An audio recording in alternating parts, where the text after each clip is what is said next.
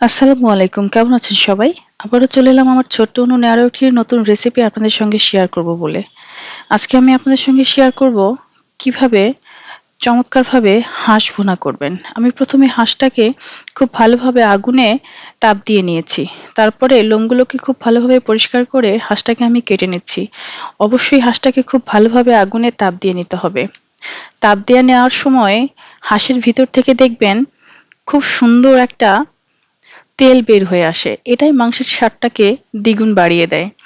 খুব ভালোভাবে মাংসটাকে পরিষ্কার করে নিয়েছি এবং চুলায় একটি কড়াই বসিয়ে দিয়েছি। কড়াইয়ের মধ্যে আমি ৩-৪টে পেঁয়াজ কুচি দিয়ে দিয়েছি এবং পরিমাণ মতো তেল দিয়ে দিয়েছি। এবার আমি এখানে দিয়ে দিচ্ছি আদা রসুনের পেস্ট। এরপরে আমি এখানে আরো দিয়ে দিব জিরা বাটা। আপনারা চাইলে জিরা গুঁড়োও দিতে পারেন, বাট বাটা মসলার স্বাদটা কিন্তু তরকারির স্বাদটাকে দ্বিগুণ করে তোলে।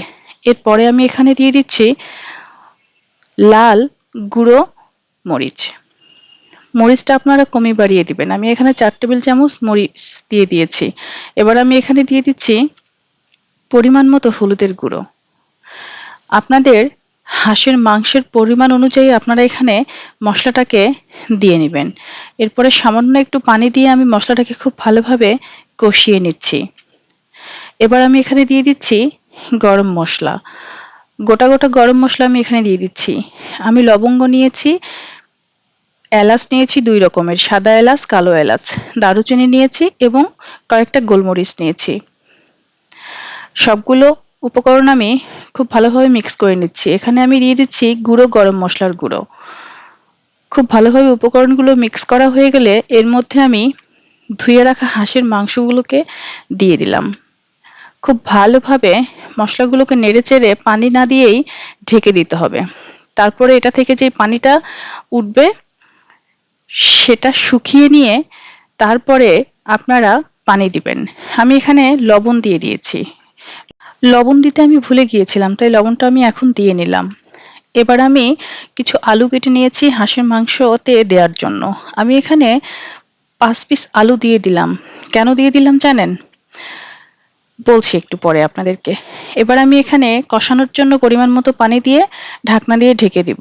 কষানো হয়ে গিয়েছে। দেখেন আলুটা যখন সিদ্ধ হয়ে এসেছে তখন আমি আলুগুলোকে গলিয়ে নিয়েছি।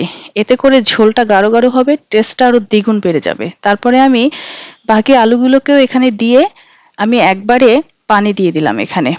পানিটা যখন শুকিয়ে আসবে ঠিক সেই মুহূর্তে আমি এখানে দিয়ে দিব ভাজা জিরা গুঁড়ো। আপনারা কতটুকু ঝোল রাখবেন ঠিক সেই পরিমাণ ঝোল রেখে তার আগ মুহূর্তে দিয়ে দিবেন ভাজা জিরা গুঁড়ো। জিরা গুঁড়োটা আপনার মাংসের স্বাদকে দ্বিগুণ বাড়িয়ে দিবে। আমি মাখো মাখো ঝোলে মাংসগুলোকে নামিয়ে নিলাম। কি চমৎকার হয়েছিল আমার এই হাঁসের মাংসের ভুনা! যদি আপনারা এই রেসিপিটি বাসায় তৈরি করে না খান তাহলে বুঝবেন না যে এর স্বাদটা কেমন হয়েছিল। আর রেসিপিটি তৈরি করে খাওয়ার পরে কমেন্ট করে অবশ্যই জানাবেন। আপনারা অনেক বেশি ভালো থাকবেন। অনেক অনেক দোয়া ভালোবাসা আপনাদের জন্য।